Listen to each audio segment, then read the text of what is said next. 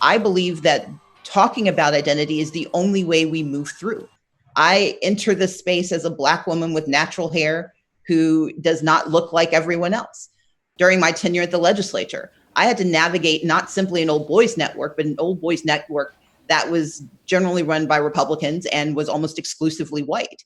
And so one of the skill sets that I've built and that I've maintained is my capacity to navigate and work across the aisle to get good done. Going back to COVID-19, Black people are dying at a higher rate. Here in Georgia, 32% of the population, 54% of the deaths. That's directly tied to identity. And if we do not acknowledge it, we are never going to find the solutions to address it. No Democrat can win the White House if we don't solve the issue of voter suppression.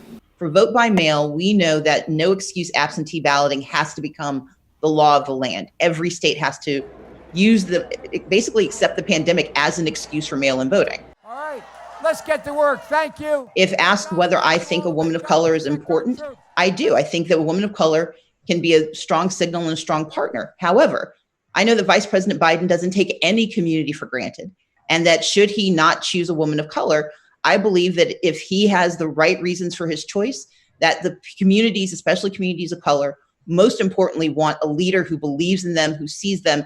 My belief is I'm prepared to serve. I look forward to the opportunities to continue the work that I do on voting rights, on making sure that every underserved community is seen, and that we can recover from this pandemic by fixing the structural inequities that have ravaged communities of color and poor communities in our country.